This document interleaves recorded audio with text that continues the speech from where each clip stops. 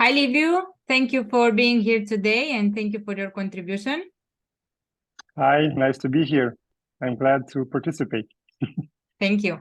So I have two questions. And before that, just please share with us what's your experience as a technical lead or your experience in IT overall. Okay, so I've been writing code for as long as I can remember. It was a passion of mine since I was like 7 years old in QBasic and Turbo Pascal and stuff like that. That was back then. This was my journey all the way up until now when I'm 35. I am a senior software engineer turned team leader and scrum master. I think I racked around 16 years of experience as a developer and as a technical person. I've been a TL and a scrum master, I think, over 5 years now. During this time, I managed to learn and adapt to any business environment and domain, and I've been successful in working on a variety of projects like geodetic surveying, media, TV, GIS, document scanning, European funds, and now I'm working in a domain called investigative analytics software. What I hear is diversity, which is Yeah. great. Okay, ready Yeah. for the questions? Sure, let's do it. So what do you wish you have known before you started your journey as a technical leader? So much. But I think the most important thing that I really wish someone could tell me is, especially when I started my journey as a TL, is focused on the value of saying no often if that's the case. Because when I started, I thought that saying yes to everything was the key to success, right? I wanted to please my team, I wanted to please my stakeholders, but constantly saying yes can really and fast lead to burnout. On top of that, you'll have a lack of focus and or a decline in reputation. Now, in my case, I managed to avoid burnout barely while battling a continuous lack of focus in order to preserve my reputation. So this was a 3 demons inside. Now, that's actually the answer to the question. What I wish I had known was that saying no is just as important as saying yes. As a leader, you need to prioritize your commitments and say yes only to those things that actually align with your goals. Saying no actually can help you focus on the most important tasks and increase productivity. Now, being fair, novices, regarding of their age, will tend to prioritize gaining experience and opportunities. I did that, probably you did that, and everyone who will start in this domain needs to do that at some point. And they have to say yes more often because they want to learn and they want to grow. And we all want to do that and should do that. And that's okay. Do it. As a novice, it's important to seize opportunities and gain experience. But as you grow, try to understand that you are not God. You cannot make time. The time is limited. Therefore, you need to focus on quality and focus on doing things right.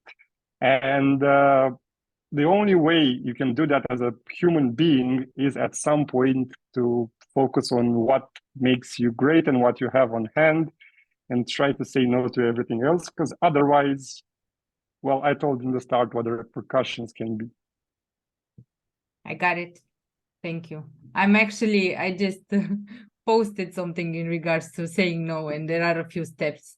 And the first one is, as you said, is the impact. If you don't start saying no to the things that are not aligned with the goals, then there is a big impact, which can be health, family. So, yeah. Then we are in perfect sync. Yeah, we are. So I get that this is also an advice for the ones who are starting, but I'm still going to ask you the question. So what advice do you have for those who are thinking of starting a journey as a technical lead or are just starting now? It is my opinion that it is important to develop a growth mindset that actually values learning and gaining experiences.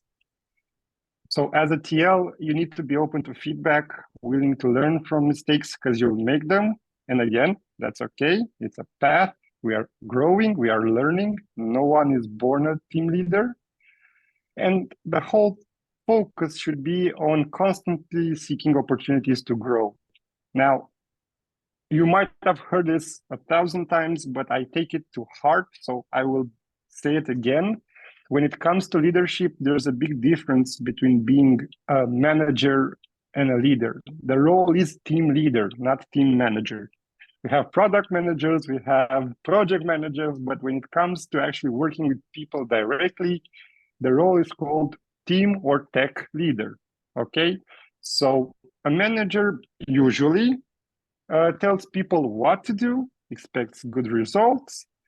But on the other hand, a leader should lead by example. So it is my opinion that true leaders inspire and motivate their teams to do their best work by working alongside them. That was my, and it still is my secret to success, let's call it like that. I never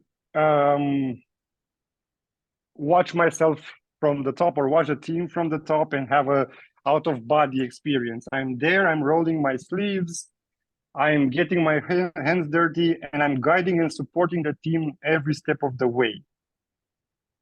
And by doing this, I show the team that I am as committed as they are to the project, to the goal, and we are working side by side.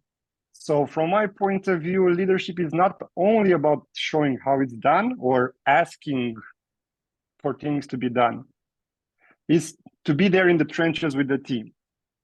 On top of that, or to build on that, there is an asterisk. It's also about having the right skills and experience to guide and support your team effectively. So you need to grow into the role, not demand the role or think that you should have it because of X, Y, and Z, right? The role should come naturally, and you should be, most of the time at least, the person that can effectively guide the team, especially if the role is a tech leader role rather than a team leader role. Because without this background and this information and time in the market and time in the trenches, even the best interactions can fall short. So that's generally my advice. And I can close with the idea that you don't need to, or you shouldn't neglect yourself. It's important for leaders to keep learning and grow themselves as they lead. And they need to invest in their own development to be able to provide guidance and support to their teams. And of course, to wrap it up and do a 360, as you grow and learn, you need to keep the previous point in mind. Because when you start to actually feel confident in your abilities, then you can start saying no. And don't worry, you need to remember one thing. You are not saying no to the person. You are saying no to the task. That's really important to keep in mind, right?